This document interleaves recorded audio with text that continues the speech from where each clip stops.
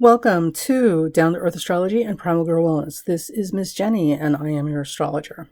Today is May 3rd, and we are on the heels of the April 30th eclipse of 10 Taurus, which pulled in Uranus at 12 or 14. So the eclipse we're just coming out from underneath was an eclipse involving Uranus. And true to form, Uranus delivered unexpected, shocking, illuminating news that apparently was not intended to be public, since this also involved a new moon eclipse. At the time of this broadcast, I have just heard on the news, because it's breaking, and Monday's the catch-all for the stuff that's happened over the weekend that didn't get a news cycle. So this may have easily happened Friday or Saturday. We're just now hearing about it because news broadcast. In any event, apparently our Supreme Court has issued a document that was not intended to be revealed until later. It was leaked out by someone, and they've written an entire dissertation and argument about why they are overturning Roe versus Wade completely. So this happening under this particular eclipse, which is the new moon involving Uranus, this absolutely sounds like it was definitely a leak. It was not intended to be exposed until much later. And the most important thing I want you to understand about this, remember, new moons always suggest planting seeds or starting new cycles. So if this is the case and the symbology is correct for this particular thing, this overturning of Roe versus Wade is the tip of a much bigger iceberg. And I'm obviously not a lawyer, but listening to people who are very well versed in law, one of the things and one of the reasons there's an issue with how they've worded this is that they're basing all of this on the fact that abortion is not mentioned in the Constitution. Never mind that at that time, women had no rights. So of course it wasn't mentioned in the Constitution. Women's reproductive health care still to this day is not where it needs to be in this country, right?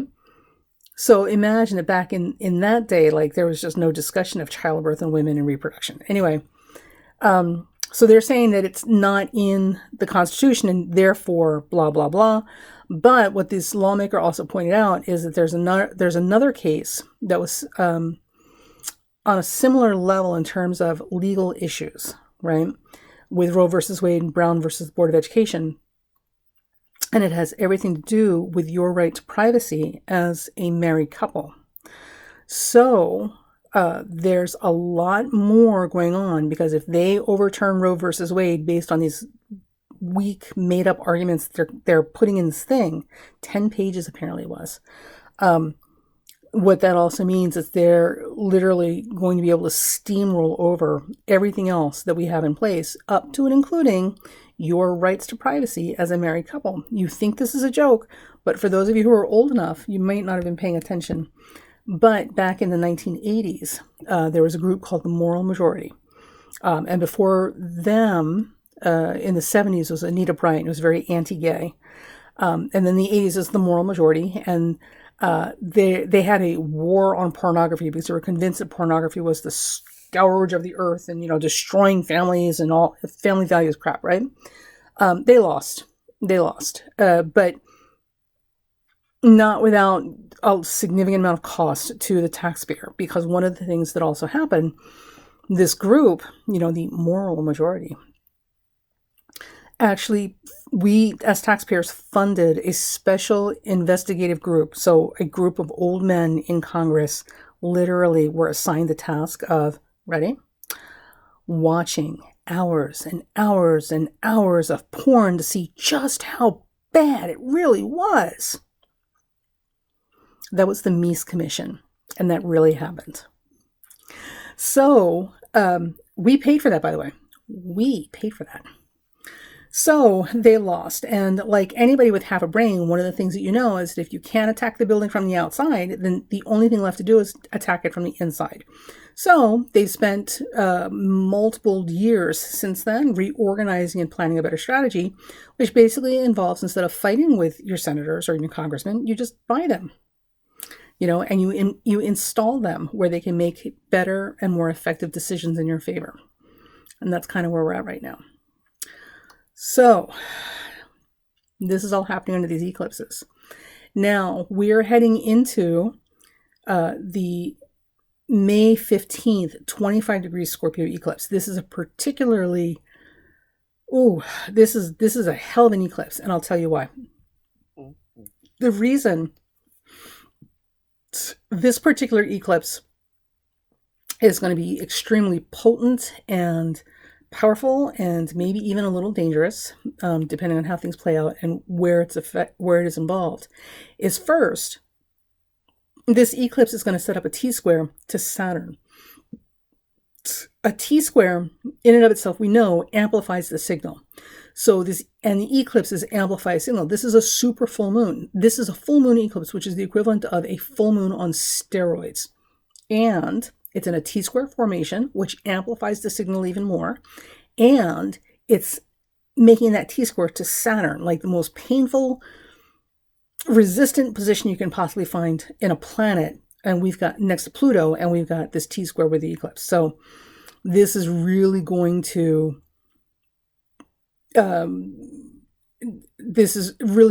drive points home, right? Or break the impasse, as it were. Now, on top of all of that, this eclipse is involving Algol, the fixed star. Now, the thing about Algol is it's also known as Medusa's head. All right. And I was going to do a whole long special video about Medusa and the mythology of Medusa, but I'm going to do it right here because I'm going to need to take some time off after this because this world is making me nuts. So Algol in astrology is often associated with hysteria, people losing their heads, right? Losing their minds. Female hysteria, this insanity, right? And also beheading. So in theory, where you find Algol, if it shows up connected to things in chart, there's the distinct possibility that we may find somebody who has out of control emotions, hysteria, histrionics, all that, things that they used to accuse women of being when women spoke up for themselves. Now, Algol is otherwise known as Medusa's head. And so now we go back to the mythology to understand, or try to understand, the symbology of Algol. The thing about Medusa, and here's the story of Medusa. Medusa, as a young girl, was a priestess, a virgin and a priestess, or a disciple, like a nun, right, in the temple for the goddess, I believe, Athena, or one of the goddesses. So she was chaste, she was pure, she was virginal, and she was beautiful, okay? While she was in the temple, somebody saw her and took a liking to her and raped her in the temple. Now, the thing to understand about Greek mythology, because you probably never really paid attention to this, is it is literally just a long string of rapes, right? Starting with Zeus all the way down to everybody else. Seems like all these guys ever do is rape people, especially the king of the gods, Zeus, right? Oh my God. So, and it happens so frequently, and in every other story so much, so we don't even think about it. It's so, there's so much of it, it's just normal at this point. We don't even see it for the prolific serial rapist that Zeus is. So Medusa, this young chaste virginal girl who's working in devotion to the goddess, which is literally the equivalent of being a nun in a nunnery, gets raped by a complete stranger in the temple. So the goddess comes down and finds out about this, and she is furious, absolutely furious. And the next part of the story is that Medusa is banished to this island to live by herself. And she's, covered in these snakes coming out of her head. And, if somebody looks at her, she has the ability to turn them to stone. So she can't even have companionship, theoretically, because how can you have companionship with a bunch of statues?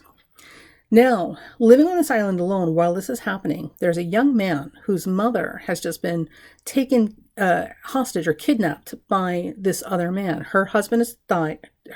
His father, her husband, a king, has died. So what this man wants to do is marry the woman so that he can take over the deceased king's kingdom. The problem is she's got this pesky son who's really needs to get out of the way. So he takes the mother, and keeps her entrapped on this island inside his kingdom because he's determined that he's going to marry her and through marriage, he will inherit all of her kingdom that her husband had. But he's got to get rid of the son. So what he does is he sends the son on literally a suicide mission, just this impossible mission. And if the son can come back, then we'll see what we can do. So the son goes off on what he does not know is a suicide mission. And one of the things that he is required to do is to bring back Medusa's head. Well, nobody can bring back Medusa's head because nobody can get near her, because every time they get near her and she looks at him, they turn to stone. Suicide mission.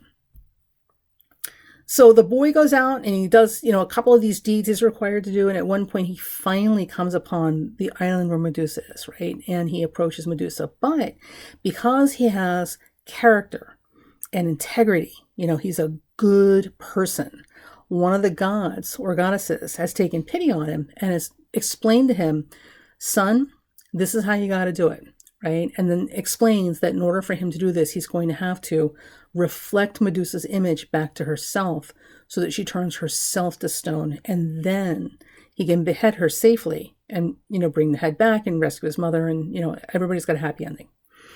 So that's what he does. He goes out to the thing, he holds up a shield, and in the reflection she sees herself, turns herself to stone. He then beheads her and, carts her snake-covered head back to his old kingdom as his trophy.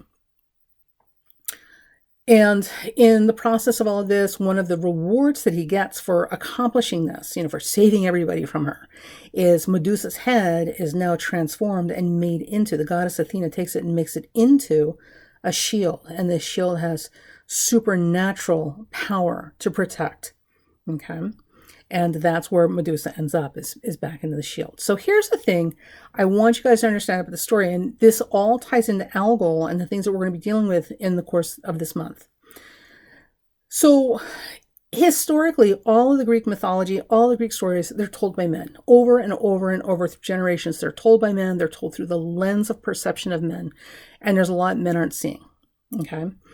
So as a woman, when you listen to this story, it becomes obvious that there's a number of things happening here. Okay. So the first thing is Medusa's a rape victim. She didn't seduce the man. She didn't invite him in. She wasn't a big old, hunky, hoary slut. None of that. She was raped. And she was raped in the temple. He defiled not only this virgin, but the temple within which she was working or operating. So he also defiled the goddess at the same time. So the goddess's fury was not because she was jealous of Medusa and, she was, oh my God, how could you be much more attracted to me than someone raping you and not me? It wasn't like that. The goddess was enraged because this man not only defiled this girl, one of her disciples, but he also defiled her temple. That's literally the equivalent of raping a child in a church. Okay. So there's that part. So now we know that the goddess sends Medusa away, right? It's by herself to an island, and she's giving her this, head full of snakes and makes her horrible to look at and terrifying and turns men to stone with her gaze. So if you're not a sexual assault victim, this isn't going to mean anything to you when you hear that. But if you are a sexual assault victim, or people who have been victims of sexual assault, we know that there are stages that they go through as part of their healing. So the first thing is that they pull away from contact with pretty much everybody. Okay, they self-isolate because it's too much to deal with. There's a lot of processing they have to do. There's a lot of healing they have to do. And the first thing everyone does is they pull back. They won't talk about it. They don't want to talk to you. Don't touch me. Don't look at me. Don't touch me. The second thing with all these, snakes for hair, this terrifying appearance, one of the other things that happens typically after sexual assault with women, they will make themselves as unattractive as possible. They will literally do everything they can do to turn the male gaze away. Okay, so they will let themselves go. They'll wear baggy clothes. They'll stop bathing. They'll, make it a point to look as horrid and haggard as possible. Anything to get the male gaze to turn away from them. That's all the scary snakes, right? Just so you know, as a sidebar, with male sexual assault victims, typically what happens is they don't do that because more often than not, male sexual assault victims are sexually assaulted by other men. And what they'll often do is make themselves even bigger and stronger and more powerful. So these guys who go through these particular issues, some of them will actually become even more physically powerful and impressive as a way of warning men away from them in the future. But in any event, the physical appearance as a means of pushing people away and keeping them out is very natural and part of the process for people who are recovering from sexual assault. So hence the scary snakes. The other thing is that in Asian philosophies, the snake represents wisdom and healing. So all of the snakes that are, hissing and coming around her head also represent different lines of information and wisdom and healing and medicine that has now become available to her because she's had this experience. If you've ever been in any kind of trauma in your life, any kind, whether it's been, you're a veteran of a war, you're a victim of sexual assault or a survivor of one, or you've been the victim of incest, or, you're in a horrible car accident and everyone died but you, whatever your trauma is, maybe you lost a child, maybe you lost a child in a car accident. Whatever your trauma is, it's one thing for people to be sympathetic and listen and try to talk to you and give you compassion and empathy. It's a completely different thing when someone has been there. So in many ways, all these snakes coming out of her head representing healing and wisdom has a lot to do with the healing and wisdom that was now suddenly available to her because she's had this experience. And that's a whole different level of awareness and wisdom and healing. So there's that. Now, the thing about it, let's get into this thing about, the turning people to stone as soon as she looks at them. Well, so, the thing about it is, on the one hand, there is this thing where you get this stony gaze, right? So people who are victims of sexual assault for a very long time will make it clear, this is the boundary, you are not allowed to come closer. And literally, it's all just with the eyes are letting you know, no, you are not invited in my space. The other thing is that this whole thing about them turning to stone when they see her has a lot to do with her reflecting their gaze. So when she reflects back the truth, of their gaze and their intention, remember, these men coming to this island were literally there to hurt her. There was nobody there because they wanted to give her a birthday cake. People showing up on that island were literally there to try and behead Medusa and take her back as a trophy. They were there to hurt her. So this thing about her reflecting back the truth of their intention, showing them who they really were, without any apology or excuses, turned them to stone, or rather rendered them impotent. Because when you're dealing with predators, being shown that the truth of who they are is obvious to everyone, that there's no hiding it, often renders them impotent or immobilizes them. They will literally become paralyzed because then they don't know what to do. So there's that. So why this boy? Why is he allowed to? Remember, the goddess took pity on him because he was a person of good character and good intentions. And part of this process has a lot to do with Medusa reintegrating herself and coming out of that healing cocoon she had been in, where she was isolated and processing. So when he beheads her, okay, so he's reflecting the image back to her and she turns to stone. So the truth of who she is and where she's at that point paralyzes her and renders her impotent. Her power's gone. Now that she recognizes what all of this is about, where all of this is coming from, what this is really about, suddenly it's not so big a thing. It's not so powerful, not so scary.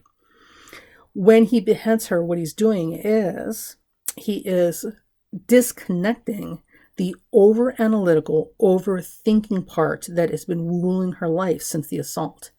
People who have been victims of sexual assault will often overanalyze and overthink and jump at the slightest thing because everything is a potential issue.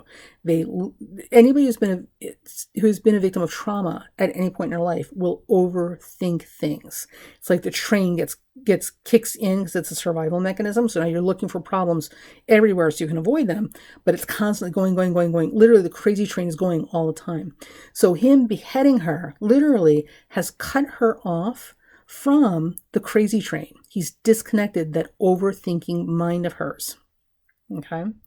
So he takes the head back and, the thing goes on with his story, which is separate from her.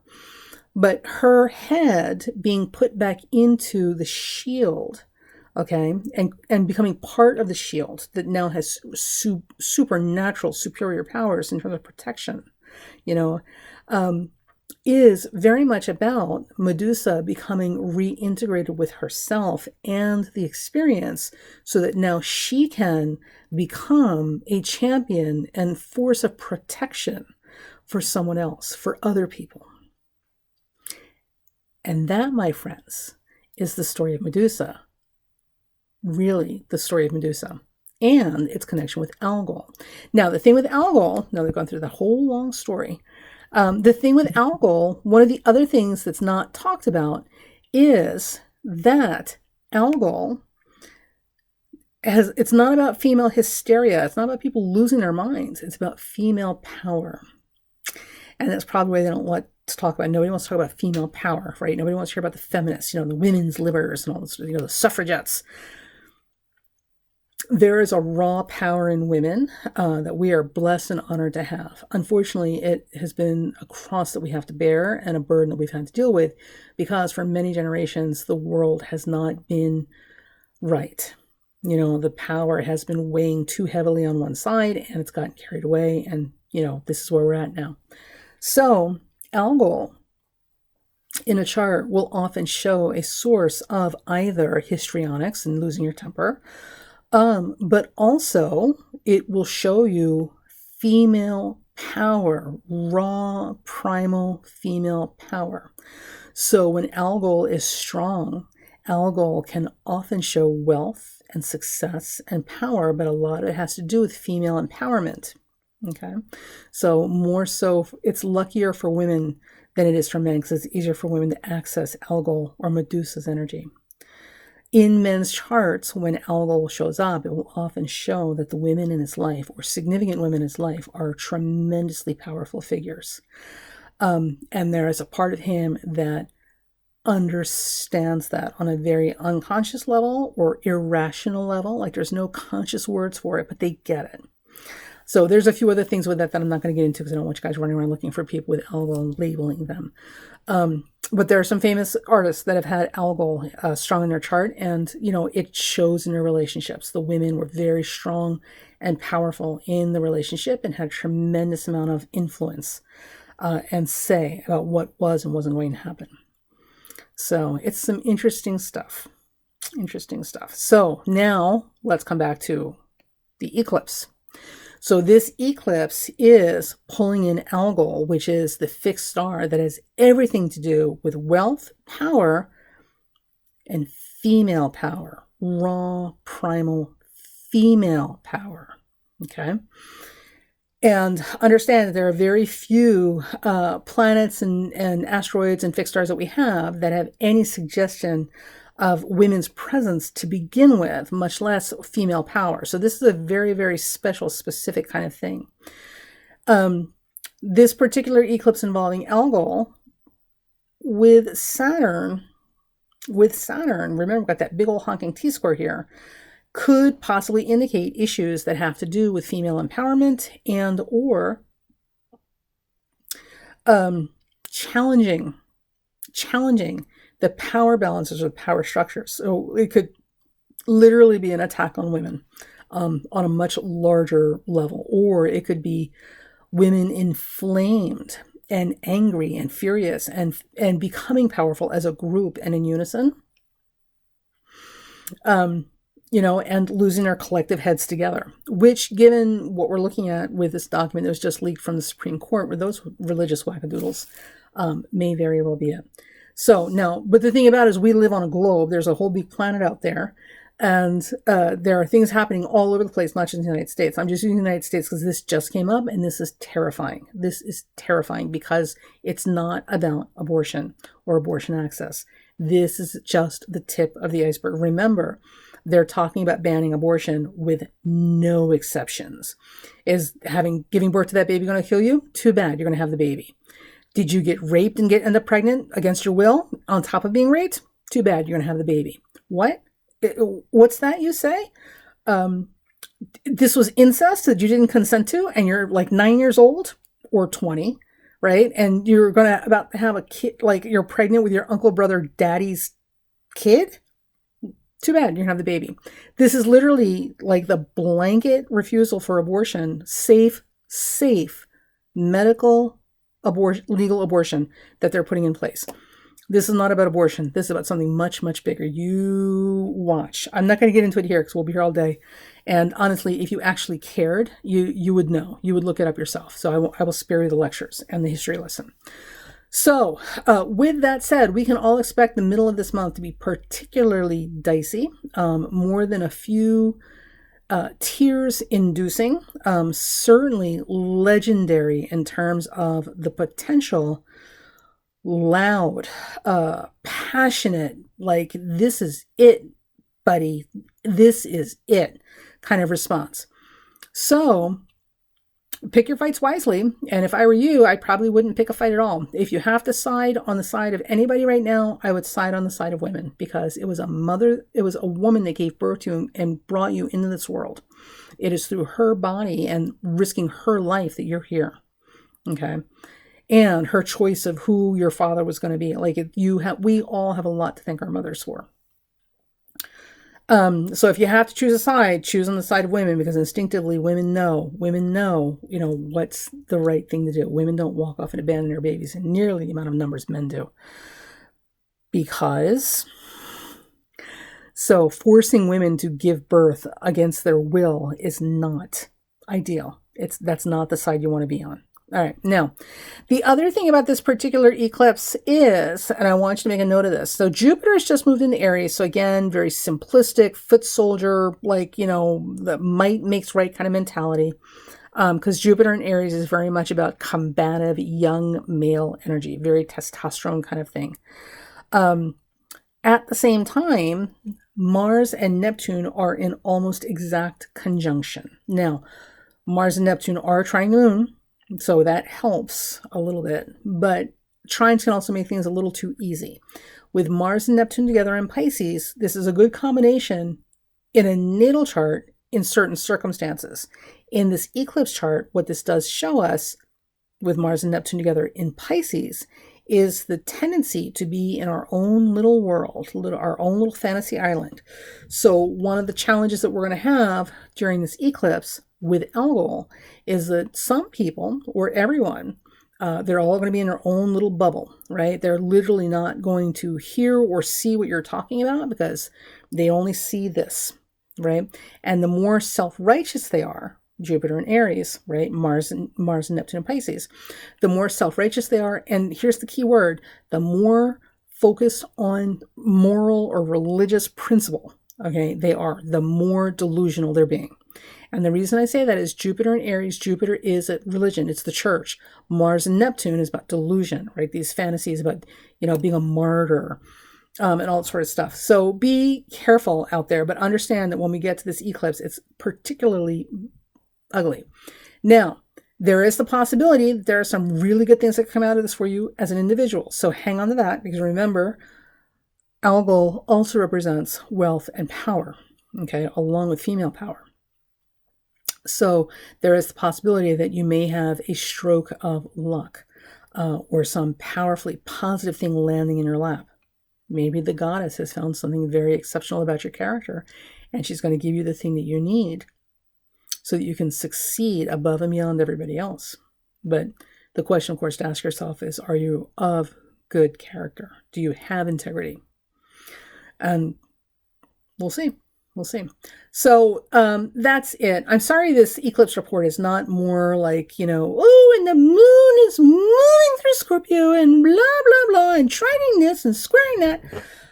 I don't mean to be an ass, but we are going through some tough times. Like, we are reaching critical mass. This is the end of the road this year. This is the end of the road. And we are, this month, May, it's the fork in the road, and whatever direction we end up going in, it's going to be almost impossible to ever find our way back, or change directions. So I'm concerned. I'm very concerned, because I've been watching this happening for a long time, and people just don't seem to care, or can't be bothered, right? For the same reason people can't be bothered to vote.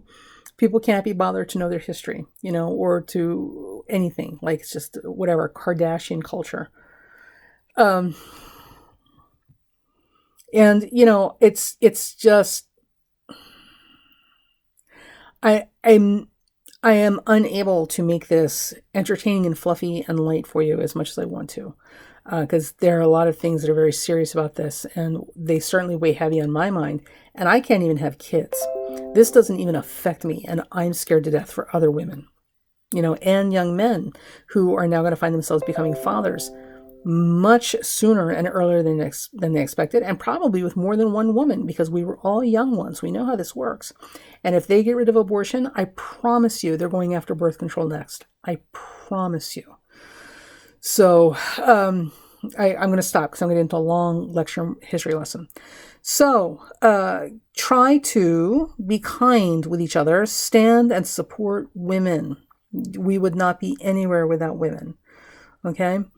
And understand that anybody who does anything because they feel like they've got some moral superiority to other people and they can make judgments for other people about how they need to live their life, or if they're even allowed to live, generally this is not a good thing.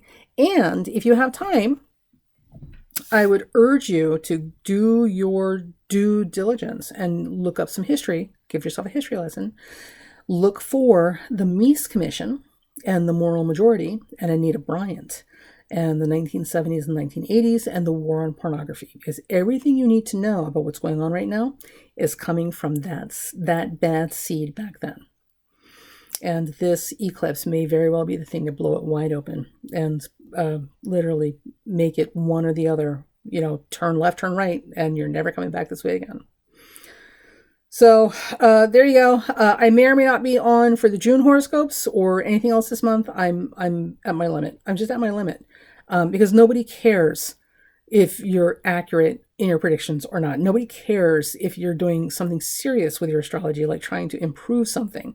Nobody cares. Everybody wants entertainment. Everybody wants light, fluffy bunny, you know, entertainment. They want the girls to look pretty and shiny, you know, on the camera, and they want the men to, you know, be entertaining, you know, as it were, and it sounds very wise. All of these things I'm not doing very well, obviously. So for my own mental health, and now with the Supreme Court and this country, Jesus God, this country, and midterms coming up. So I may be taking a break. Know that I have enjoyed being with all of you. I might be back. I don't know. I'm just I'm just feeling myself right now, having a moment. So you guys, your presence in my life and my ability to provide this to you has been a great service to me, and has kept me together through most of the Trump administration and the Steve Miller characters. Oh my God. But we're literally hitting the last miles on this marathon. And now this is what we got. And people still don't care. It's all about fluffy bunny, whatever, la, la, la. You know, I don't need a vaccine. I do my research because, you know, I barely graduated high school, but I know how to Google. Yeah, you guys are literally the bane of every physician's existence. Literally, WebMD is not a medical reference. All right. Keep your wits about you. Be well. Be safe. Stand with women.